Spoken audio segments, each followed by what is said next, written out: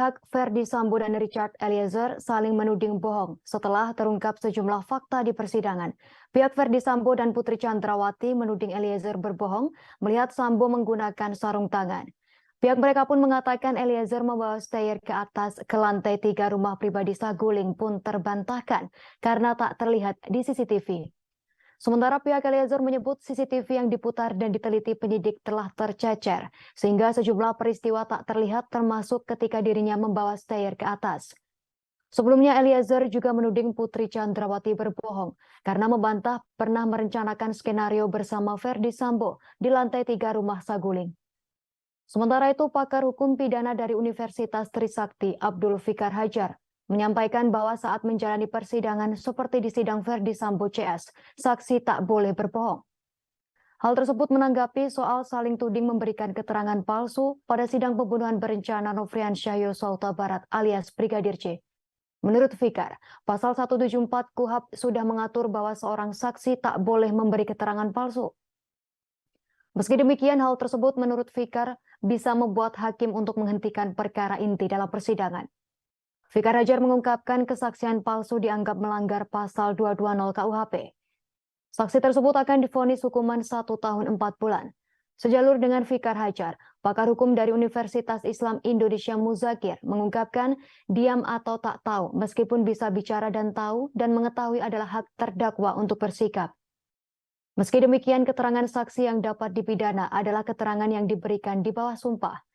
Muzakir mengungkapkan para terdakwa yang melakukan perbuatan yang sama seharusnya diadili secara bersama-sama. Tetapi oleh JPU didakwa dengan surat dakwaan yang terpisah, maka kalau dalam satu dakwaan saksi terdakwa tak disumpah.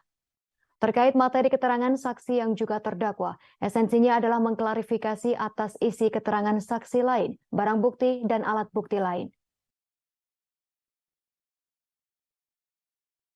Sekali lagi mohon maaf.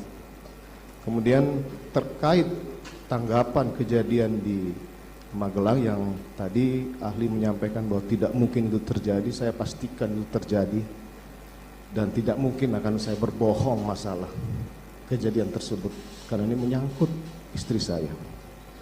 Yang kedua yang mulia, dari dua dokter ahli forensik, kenapa tadi penasihat hukum kami ingin penegasan terhadap luka, karena sampai pada persidangan ini belum ada bantahan bahwa tidak ada penyiksaan yang dilakukan terhadap korban Joshua.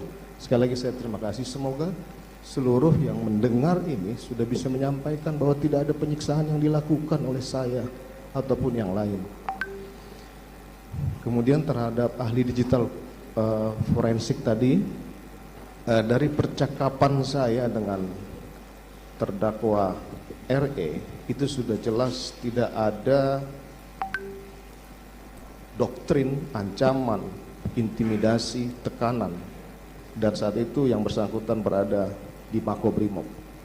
Kemudian yang terakhir saya ingin membantah keterangan dari Husni Nafis yang masuk dalam jebakan pernyataan penasihat hukum. Di sini ahli tolong dibaca kembali bahwa berdasarkan keterangan dari Irjen FS yang menembakkan ke arah lantai pintu gudang dan kamar mandi bawah yaitu Barada Eliezer, dan yang menembak ke arah dinding tangga Irjen FS mengakuinya. Jadi jangan sampai karena ini ditonton publik nanti dipotong kemudian dianggap saya yang melakukan penembakan ke bawah berdasarkan BAP itu. Demikian yang mulia.